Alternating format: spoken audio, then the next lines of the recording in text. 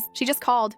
The officer's voice softened, but it didn't matter. "We'll need you to come down to identify her." "I'm so sorry." I hung up without another word. My body moved on its own, stumbling to the bathroom, splashing cold water on my face as if I could wake myself from this nightmare. The mirror reflected a stranger's grief, eyes swollen, skin ashen, mouth twisted in disbelief. I sat on the bed, holding the last letter I wrote to Lynn, the ink still smudged from my tears. I read it over and over, begging the words to mean something more, something that could bring her back. The hours that followed were a blur, signing forms, identifying her small, lifeless body, calling Joshua and my mother, listening to their cries on the other end of the line. There was nothing left to do but survive the moment. The world outside continued. Cars honked, the sun rose and set, people went to work and came home. But my world had ended. Everything I had fought for, hoped for, died with my daughter in that sterile hospital room. In the quiet, I clung to her memory, the sound of her laughter, the warmth of her arms, the echo of her last words. "I love you, Mom. Don't forget, okay?" I couldn't, but I didn't know how to live in a world without her. The flight home was a blur, a hollow shell of a woman clutching a worn backpack, numb to the world as she crossed 3 states back to Texas. Joshua met me at the airport, his face older and harder than I remembered. He didn't say a word. He just hugged me, so tightly it hurt, and for the first time since Lynn died, I let myself cry. The days before the funeral passed in a fog. My mother made the calls, Joshua helped pick out a simple dress, and the neighbors dropped off casseroles we couldn't eat. I wandered the house, touching every surface, every memory. Lynn's room was untouched, her pillow still holding the faint scent of her favorite lotion. I sat on her bed, surrounded by relics of her childhood, trophies, crumpled drawings, a journal half filled with slanted handwriting. On the day of the funeral, the church was filled with faces I barely recognized. People from every corner of our old life came, teachers, neighbors, women from church, old friends who hadn't seen us in years. Some came out of pity, others out of a desire to help, but most came for the same reason I did, to say goodbye to the girl we'd all lost in different ways. The pastor read from the Psalms, his voice a gentle current trying to soothe a sea of grief. Joshua stood beside me, stoic, his jaw clenched. My mother wept openly, a handkerchief pressed to her lips. I felt adrift, separate from my own body. The world narrowed to the plain wooden casket at the front of the church. People spoke. Stories of Lynn as a child, of her smile, her stubbornness, her kindness. Some remembered her in ways I'd forgotten, volunteering at the animal shelter, standing up for her younger sisters, singing in the church choir before everything fell apart. When it was my turn, I walked to the front with shaking hands. The words I'd written were simple. My daughter was not just her choices. She was a light in our lives, a girl who made mistakes, who got lost, who loved fiercely, and was loved just as fiercely in return. I will never stop loving her. She was mine, even when she ran, even when she broke my heart. I would do it all again if I could hold her just one more time. After the service, we gathered at the cemetery. The wind carried the scent of wildflowers, and the sun glinted off the headstones. As they lowered Lynn's casket, I pressed one of my unsent letters into her hands, tucking it beneath the folds of her dress. "Goodbye, sweetheart," I whispered, the words dissolving in the breeze. "I will always love you. Always." As the earth closed over her, I realized I would never have the answers I wanted, never know the moment when hope truly died, never understand all the ways I failed and all the ways I did my best. Grief, I learned, is a shapeshifter. It follows you home, sits beside you at the dinner table, whispers in your dreams. But in the silence that followed, surrounded by the people who loved her, I felt something else, a fragile thread of gratitude for every moment I'd had, every memory, every ounce of love we shared. I couldn't save Lynn, but I could remember her. I could carry her forward in the only way I knew how. A week after the funeral, as I was sorting through Lynn's old things, I found an envelope tucked in the back of her dresser drawer. The handwriting was unmistakable, her slanted, looping script, the way she always dotted her I's with little circles. On the front, in faded blue ink, it said simply, "For Mom." My hands shook as I opened it. Inside were 3 letters, each written on the same lined paper she used for school essays. The first was dated a few months after she'd run away. "Dear Mom, I know you're looking for me. I can feel it, even here. Sometimes I see women on the street with flyers, and I think about running to them, asking if they know you, but I'm scared. I don't know how to come home. I'm sorry for all the ways I hurt you. I hope you're okay. Love, Lynn." The second was shorter, written during what must have been one of her darker days. "Some nights I dream I'm back in my old room. I can hear you humming, smell dinner on the stove. I wish I'd listened more. I wish I'd stayed. I know I've made it impossible for you to forgive me, but I love you. I always have." The last letter was dated only weeks before she died. The paper was tear-stained, the ink smeared. "Mom, if you're reading this, I'm gone. Please don't blame yourself. None of this was your fault. You were the best mom you could be. I was just lost, and I couldn't find my way back. I hope you remember the good parts, the way we used to laugh, the road trips, the way you held me when I was sick. I want you to live, I want you to forgive yourself, and I want you to remember I was always your daughter, and you were always my home." I pressed the letters to my chest, sobbing in the quiet of her empty room. For a long time, I let myself grieve, not just for the daughter I'd lost, but for the love that remained, stubborn and shining, even after everything. Later, I placed the letters in a small wooden box, along with the ones I'd written to her, a conversation between a mother and daughter, spanning years and distance and all the words that were never said out loud. That night, for the first time since Lynn died, I dreamed of her, not as she was at the end, but as the child who used to run through the yard, laughing, her hair tangled by the wind. When I woke, the grief was still there, but so was something else, a small, persistent hope, a reminder that love, even when battered and broken, never never truly dies. Grief doesn't fade, it transforms.